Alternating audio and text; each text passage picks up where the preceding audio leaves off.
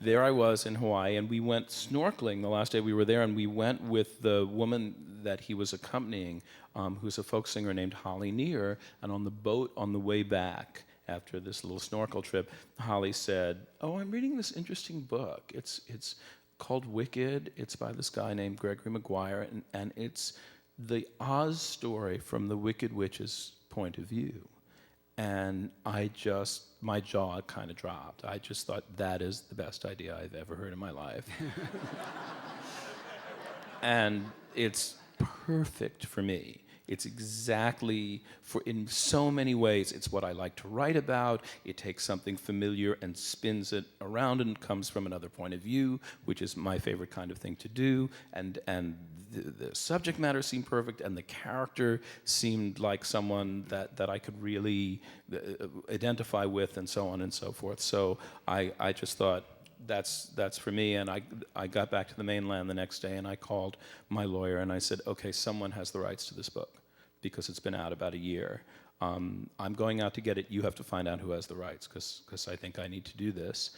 And I got lucky. It turned out to be Universal Pictures had the rights, and the guy running Universal at that point was a man named Mark Platt, who not only uncharacteristically for Hollywood knew about musicals and liked them, but had actually been in Pippin in college. So there you go.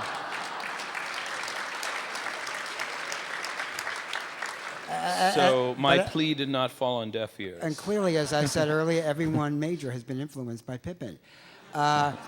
But Mark was actually trying to turn the book into a film. That's correct. They were adapting it as a film, a non-musical film, and with some temerity, I went to Mark and I said, "Look, I know you've been working on this, and I know that you're on your second draft of the screenplay, and I just don't think it's going to work." And and I told him my reasons for why I thought it would not work as a film, and I said, "I really think it needs to be a musical, and actually I think it needs to be a stage musical," and I told him why, and he looked at me strangely and gave me a stack of everything that Universal had ever released to see if I was interested in converting any of those into musicals. And I went away with this list of other movies, none of which I was interested in working on. And about 2 months later, he called me and he said, "Okay, you're right." How did the librettist, Winnie Holzman, who wrote My So-Called Life and Once and Again, how did she come on board? Well, that's how. I mean, I knew My So-Called Life. I thought it was an amazing show. I thought the writing was amazing.